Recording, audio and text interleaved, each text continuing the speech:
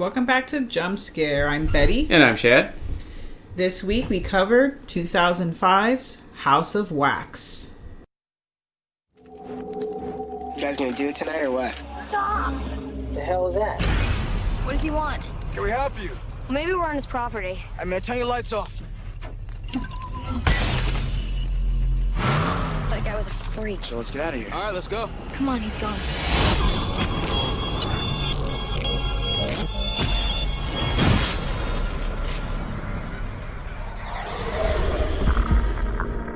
You see anybody? No, nobody. Hello? I don't think anyone's here. Hey, there's that House of Wax. It is wax. Literally. This is weird.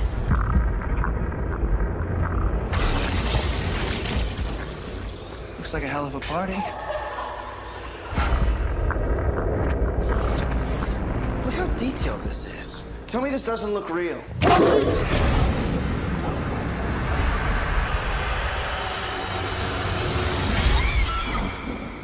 You're saying that that's a real person underneath? They're all wax, everyone!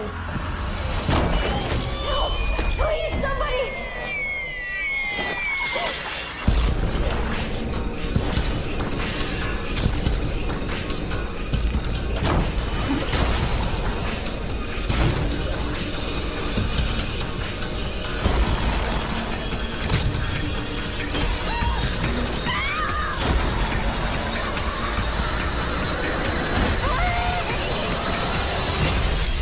They're out there, you gotta be careful. I am being careful.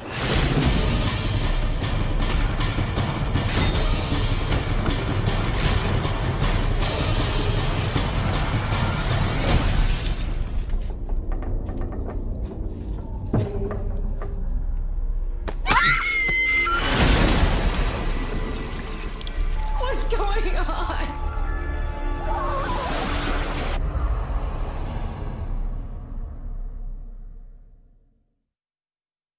So the House of Wax that I know of is the 50s one with Vincent Price. Yeah.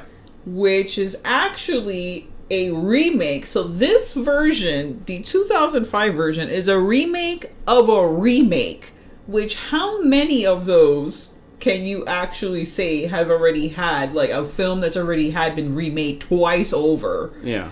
I mean, that's freaking crazy. The first one came out in the 30s, which was the Museum of Wax, I believe is the name of the film, and the Mystery of the Wax Museum, which was based on a short story. And they turned that short story into a film, and then 20 years later, they remade it with Vincent Price. And both of those films are kind of similar to the story.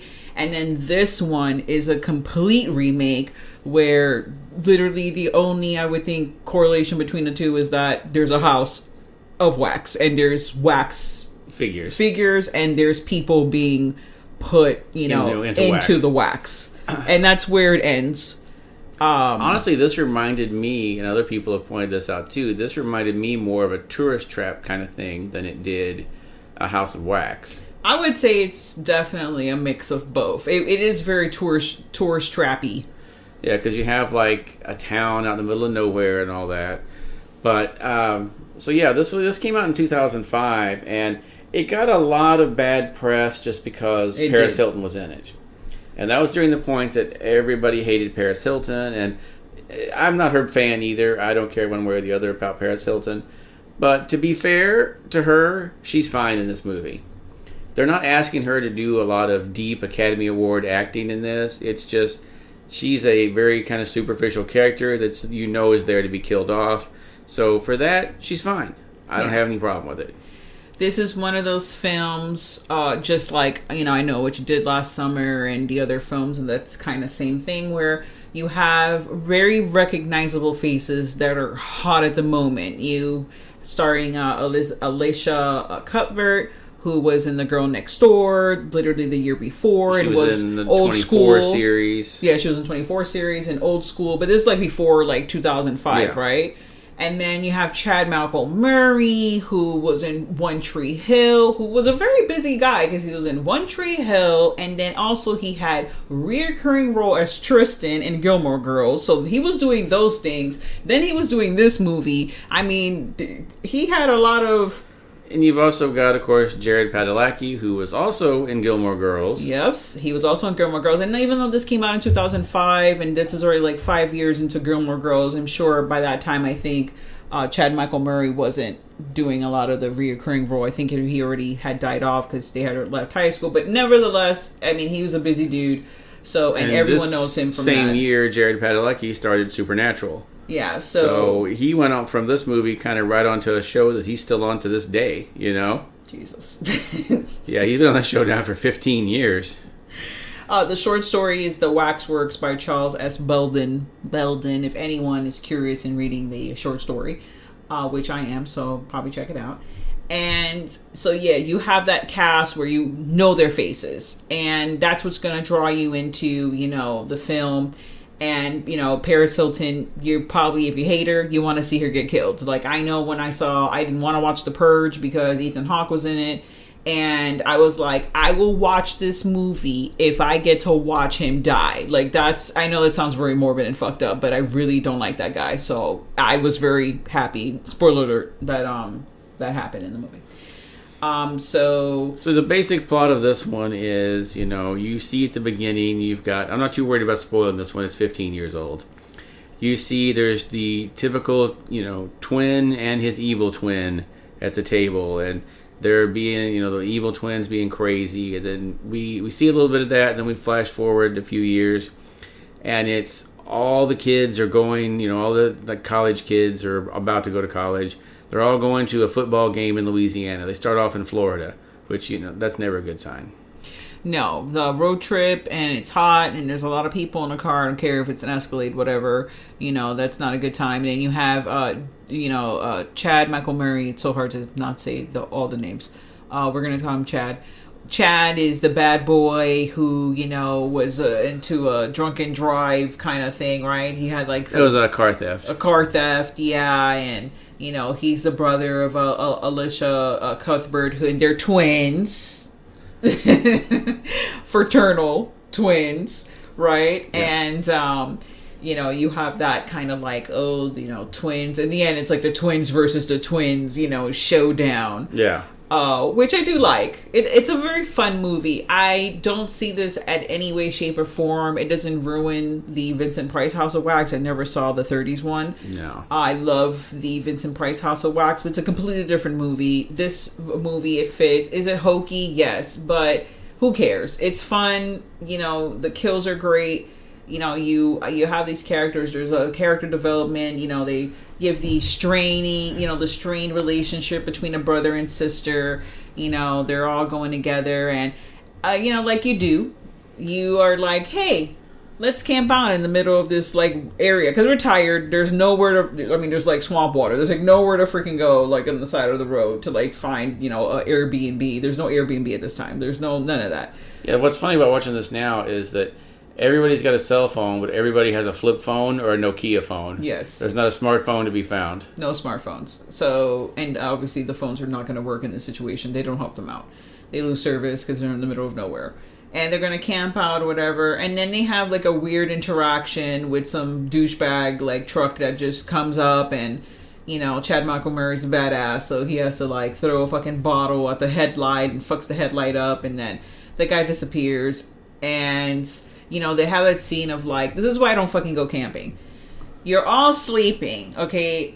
This is the crazy thing of this, like the film for me, is we just had this interaction where some random person who we don't see in the car has come and like done the weird, like, I'm going to put the headlights really bright or whatever, and then I'm going to be very aggressive. And then you throw a bottle and break the headlight, and it's an oh shit moment. And then literally right after, everyone's sleeping. Like, I'm not gonna fucking be able to fall asleep if I know that there's some random person that's mad pissed off that could come and like murder me in the night. Like, no, when I'm vulnerable and, you know, I'm wearing my like panties in my tent. I don't understand why all these people just didn't sleep in the car.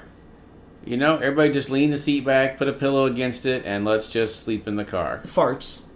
I guess. Why. Farts, and also the guys wanted to bang their girlfriends.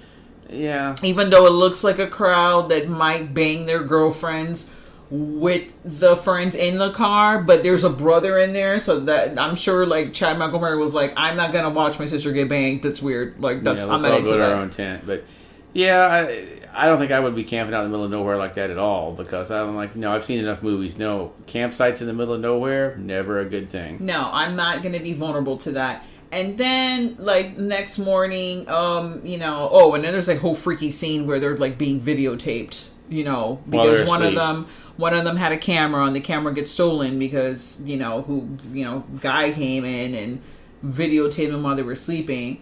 And then they wake up and they, they're going to get ready to go, whatever. And there's like this disgusting smell that they keep smelling. As soon as they arrive, they smelled it and it's wafting in, and they, I'm not trying to be like, what's that smell? This is not like a fucking 50s game show. Like, what's that smell? So before that, they discover that one of the car's fan belt has mysteriously broken in the night. Oh yeah, that's another fucking indicator.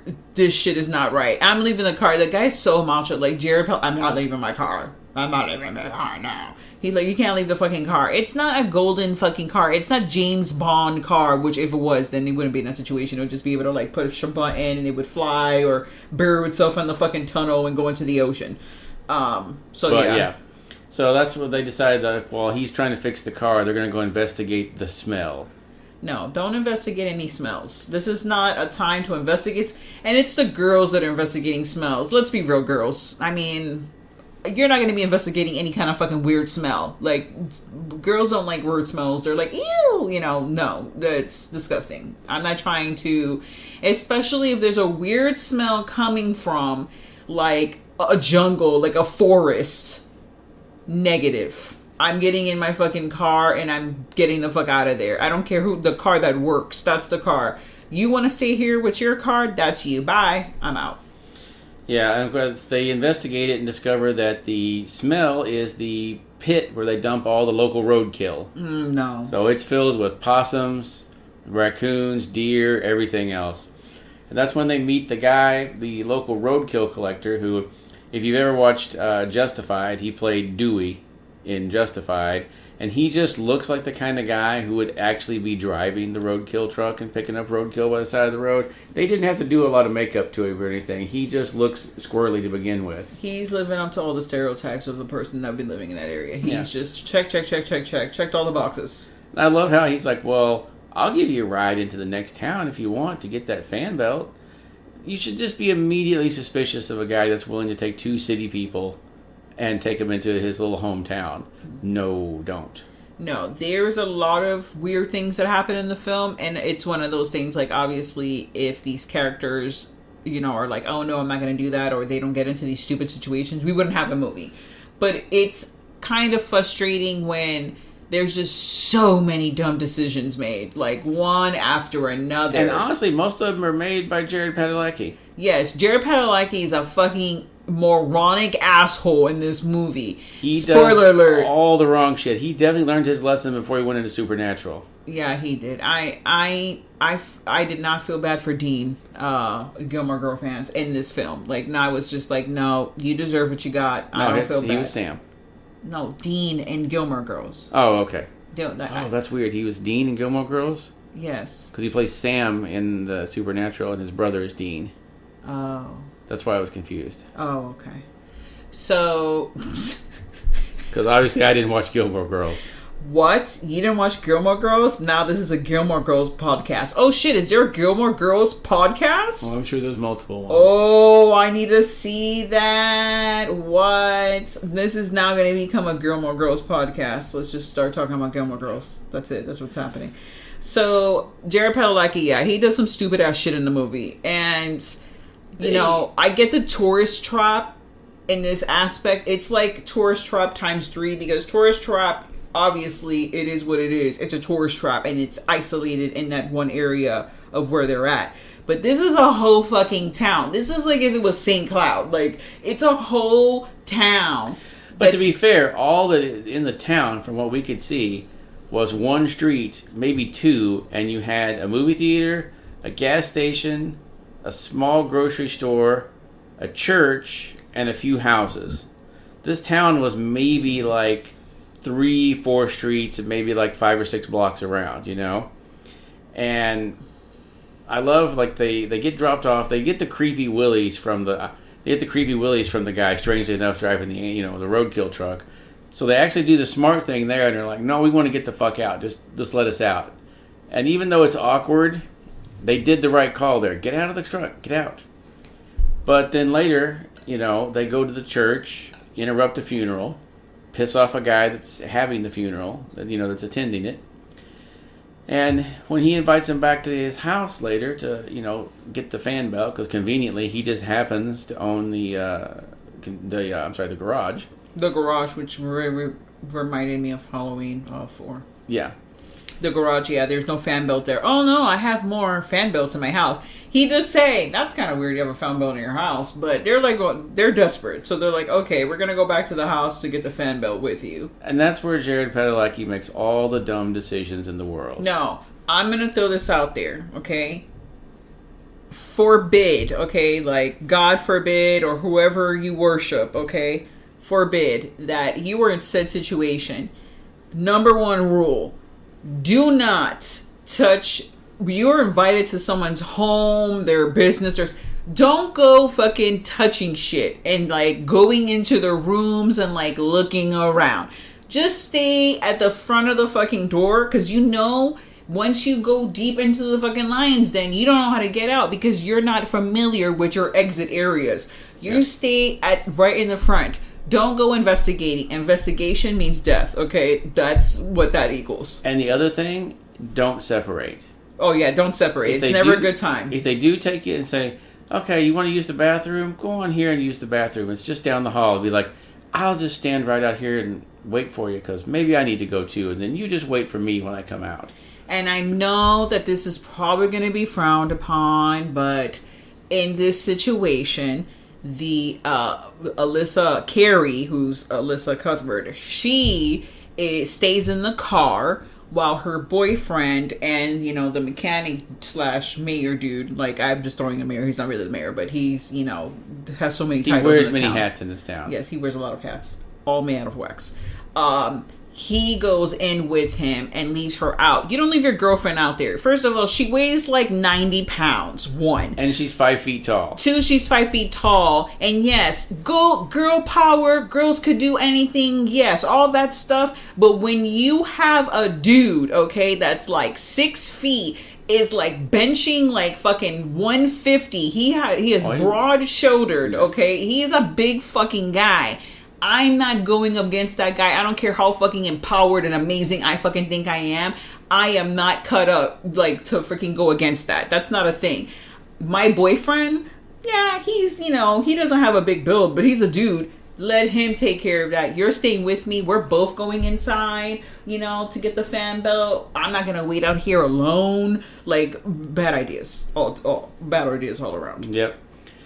The decisions got a little better once Jared Padalecki's out of the picture. Once he, goes into the house and gets taken out of the equation and gets immediately taken down to the wax room and sealed in the wax. Now, this is where it got weird. Is I thought they were going to kill him and seal him in the wax, but they just kind of paralyzed him and then sealed him in the wax and left him.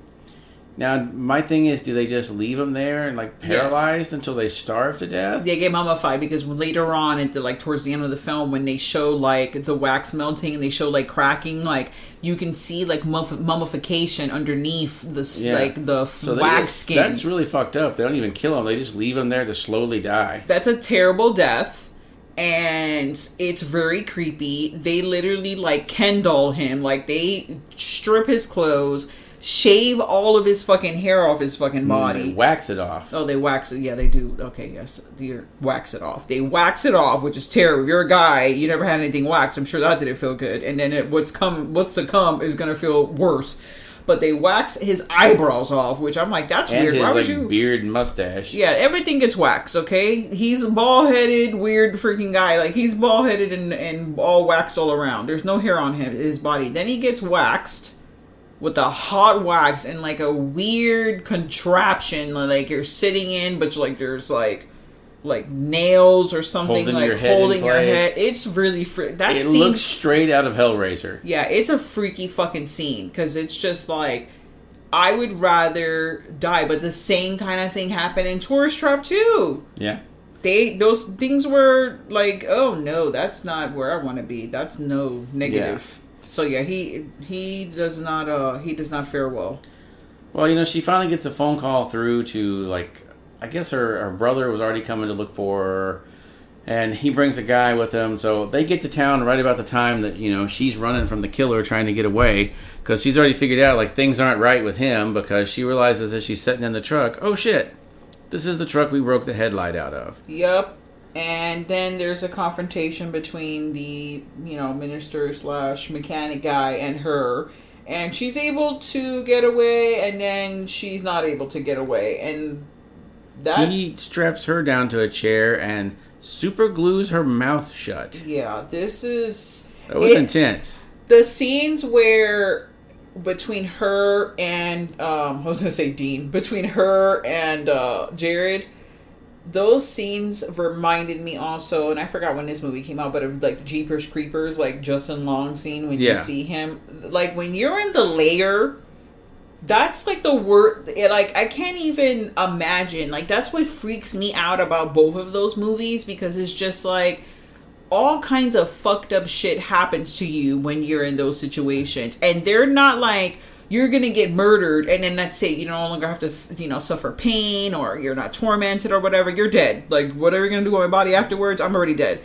You're not dead in these scenarios, and she really gets it. Like. Yeah, she gets strapped down and glued, and then when her brother comes looking for her, she finally manages to, or she's trying to rip the glue off, and she's putting her finger up through like a grate in the roof to try and get his attention.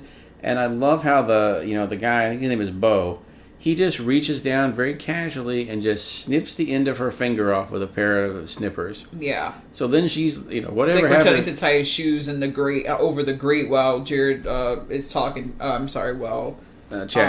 Chad is talking to him. And he just snips the tip of her finger off. It's like, wow, it was so casual. I was like, holy fuck, he just snipped her finger off. Yeah, and he's like grinning. He's just so fucking a terrible human being. It's just disgusting. But she manages to unsuper glue her mouth, holler for her brother, who to his credit, like, he doesn't hesitate in these things. A lot of people are like, oh, what's going on? He just starts throwing punches as soon as he hears that and realizes what the guy has done. He just throws a couple of punches. And then the other thing I liked on this was he didn't try to be the hero and just keep fighting him. He punched him 3 or 4 times and then ran away from him. Yep. Like, got away, went into the building, locked all the doors, and was like, I hear my sister calling from down here. I'm going to try and find her. He didn't try to do the stupid thing of, well, I'm just going to keep, fighting this guy on the street and see where it goes. No, he got in enough blows to get away, and then he got away. Chad definitely was making smarter decisions than Jared did. Yeah. For sure. Like, well, but then again, the character development is, on his part, is, he's like the tough guy on the outside, but on the inside, he's just a little teddy bear. He's a good guy. He's a good guy, in the inside. But the fight between good and evil, I mean, these brothers, and now you do find out that, there's 2 of them, and the one of them, because we already know from the beginning there's 2, and, one is disfigured and the other one isn't. They kind of, at first I thought, oh shit, because this is like the second time I've seen the film. I saw the film probably in 2005 and then never saw it again. You think going in like, okay, the guy with the factual face, he's, gonna be the good guy. It's calm and nice. He's not the one they're having to strap down in his high chair. Exactly. And then, the one with the mask, he's the freak. Like, he's the one that's going around killing. No, wrong. They're both in cahoots. They're both evil. Like, they're teaming up. And it's 2 against, like, 5 or 6 of them. But they don't all get picked off. They're all individual because they've divided, which makes them vulnerable, which we stated. Yep, because you see, like, the whole thing with Paris Hilton is her and her boyfriend have come back. They're waiting to reunite with everybody like where they had originally parked, and that's where, the disfigured guy just sneaks up on them while they're sleeping and gets after them. No, see, sleeping situation. Yep, never sleep in the woods like that. It's not going to end well for you. Sleep. Well, the boyfriend really wanted to have sex with Paris Hilton. I mean, he's been trying to bang her since they, probably left Florida. He's really, really, really ready for it. And he did, he didn't get it. He got dead. At least he got dead quickly, though. He did, actually. He's the one that suffered the least. Yeah, and that Paris Hilton, I'm sure in her contract she was like, I don't want to die like right off the bat like that. Like I want to I want to fight, and because she does put up a fight, she does go against him or whatever, and then it obviously doesn't bode well for her. She gets killed with a whole fucking steel rod in her eyeball. Yeah.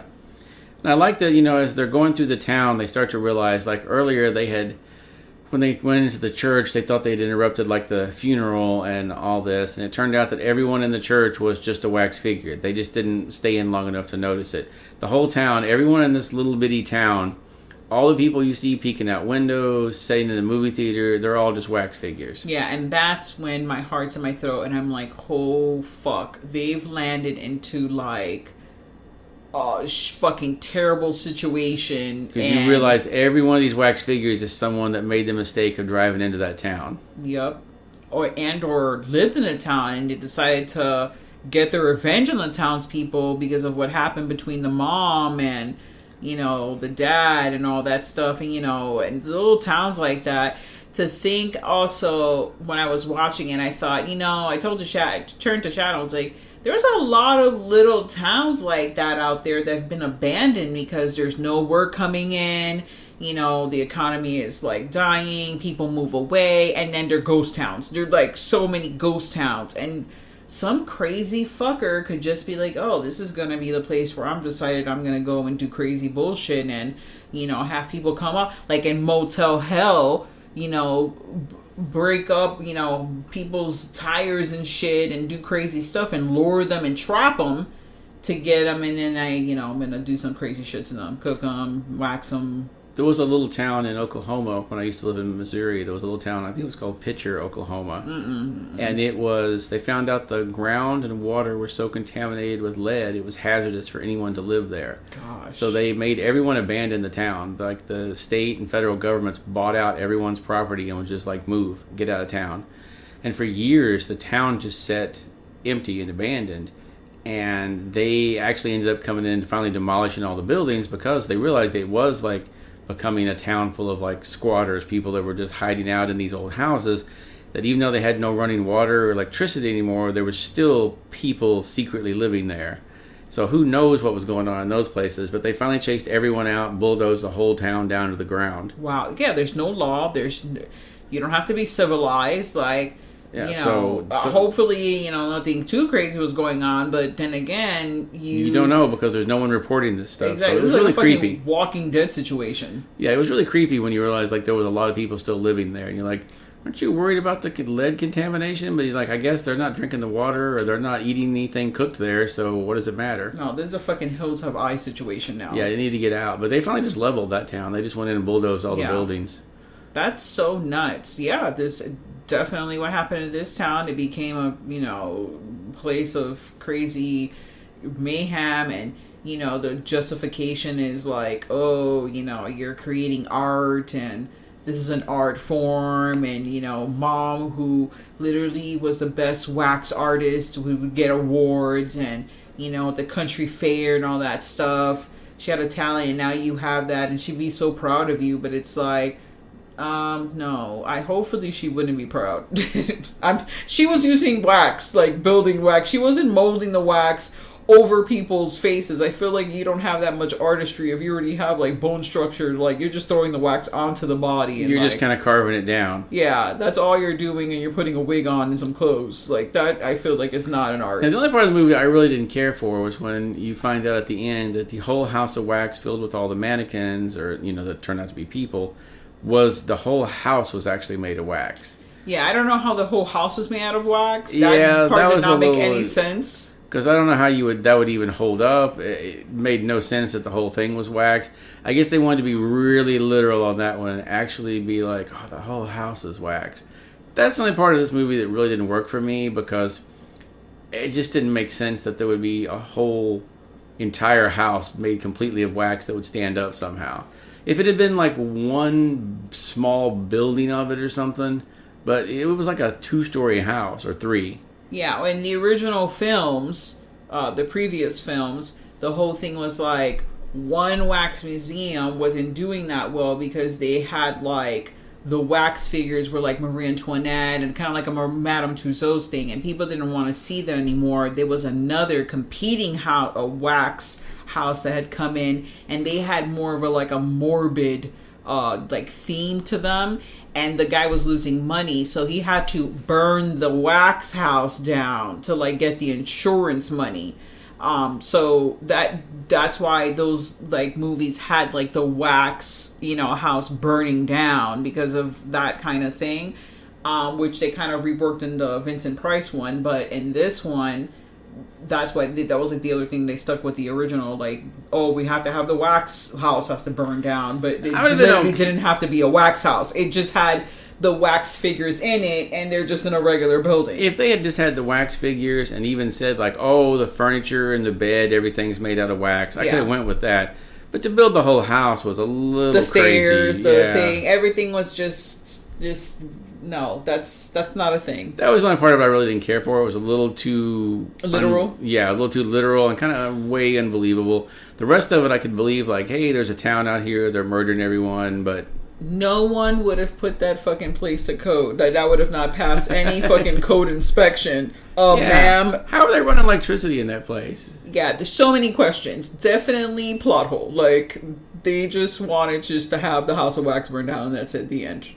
Yeah, so that was the only part, like I said, that really didn't work for me. The rest of it, I enjoyed it. It was kind of it felt like an old school slasher movie, and like I said, other than that, I don't really have any problem with the movie. The reasonable character development, like you said, I like the twins versus twins at the end, and the reveal that the one you thought was the really crazy one at the beginning throwing all the fists that you just assumed would be the deformed one. It was like, no, it was the nice looking normal guy. He was the crazier of the two. Yeah, because it was his idea to start using people. Yeah. As having his brother do the wax on actual real life people as opposed to just doing it from scratch. Yeah. So, I mean, they could have just moved out of the town, but then what is, Wax Face gonna do with his life? Yeah. Like, he's not gonna have a life. And the other guy, he was okay looking. He could have amounted to something, but no. I mean, he was a mechanic / mayor / wax man. Who knows what other things he did in the town. He ran the whole fucking town. Yeah, he wore a lot of hats. He ran the whole damn town. What was the movie they were showing? And Whatever Happened to Baby Jane. That's right. Whatever Happened to Baby Jane. Wow. That's wild. Yeah, and they show Betty Davis and is like, was she made out of wax? She might have been. Was her mole made out of wax? That's a creepy fucking movie, I have to say. And the fact that those people, imagine whoever was still alive. There may have been people alive sitting there watching that movie, or had watched it until they starved and died, starved to death weeks later or whatever. Yeah, watching that movie over and over again, you would have fucking lost your mind. That's actually, I never actually thought about that until this moment, because that's really messed up. I mean, the whole situation is messed up. But spoiler alert, again, woo, woo, woo, woo, woo. I love when they do this in the end of the fucking films. They usually, it's like a 90s, 2000s thing, I think. I may be wrong. It may have just been the whole history of horror. There's always some bullshit, right? The end when they're taking, the survivors away in the ambulance, and the cops are the only reason why we even knew to come to this place because it's so hard to find, which you kind of encountered that earlier because the kids couldn't find the place back with the GPS. Was because of all the smoke that was emanating from the wax house. And, you have the camera pulling back, and, they're leaving, Chad and Alyssa are leaving, the area in the ambulance, and here they go, they see that freaking guy. What's his name? I remember his name in the show. His name in the Justify was Dewey, which is what I just call him. Yeah, they see Dewey at the, sitting in the back of the truck, just smiling, and then it's we received word that the family didn't had more than 2 children. Dun dun dun. So there's the possible sequel, because obviously he was in on it. He was in on it. He was helping the brothers lure, people into there, and it was really messed up. And I'm like, really? Obviously, they never made a sequel. No. That movie didn't make its money back stateside. They made overall, I think it was like 30 million, and it cost to make, it was like 30 million, and the movie made like 30.7, so it didn't make barely anything back. And then internationally, it did like overall like 70, so it wasn't profitable for them to make. I mean, it's a fucking third remake, like a remake of a remake. And this had the unfortunate to come out right around the time that horror was switching from this kind of thing to being like Saw and Hostel and all that. So, you had Saw come out in 2004, and then the very next year you had Hostel, and all those like torture porn ones came out, and this came out, and it was kind of like, this is old news, and people were, flocking to Saw and Hostel and all that. Well, if you haven't seen it, check it out. We watched our own copy, so I don't think it's streaming anywhere, actually. I think it is either, but I picked this copy up at Target a couple of years ago for like $5 on Blu-ray. Yeah, it may be at the dollar store right now. The dollar store, Dollar Tree, if you have a Dollar Tree in your area, they're coming up with some crazy DVDs. Like, they have some wild DVDs on there, so you might be able to pick it up. It's a fun movie to watch. I give it 2.5 drips of wax. 2.5 knives. Yeah, I'll go 2.5 knives as well. It's fun. It's, I wouldn't say it's like a classic or anything, but it's a fun movie. Yeah, it is a fun movie just to, laugh and just have, and I like seeing those actors because I like them. I like the things they've done, and I've seen their stuff. So yeah, that's the thing. The movie's well acted. It's well shot. It has decent effects in it. For 2005, the CGI and stuff mostly holds up when they do it, and it's overall a fun movie. Yeah, the wax looks great. Like the wax melting or whatever, which she told me was like peanut butter, which is freaking bananas. Yeah. The wax looks fantastic. The wax figures, they look very realistic. It's very creepy. The house freaked me the hell out. There's definitely a lot of creepy fuck moments in the film. And you know what? Not to say, I'm not going to say it's torture porn, but it's a little on the edge of, that kind of... Probably the beginnings of that, and then the other things, like, really... Because this would have been made in 2004, probably, and Saw was already out by that point, so they may have had a little bit, toned up some of the violence to try and increase that, since, hey, Saw is pretty popular, you might want to increase this a little bit. Yeah. So I can see that, but overall, it's a fun movie. Yeah. Thanks so much for joining us, and stay tuned to the horror. And now, folks, it's time to say goodnight. We sincerely appreciate your patronage and hope we've succeeded in bringing you an enjoyable evening of entertainment. Please drive home carefully and come back again soon. Good night.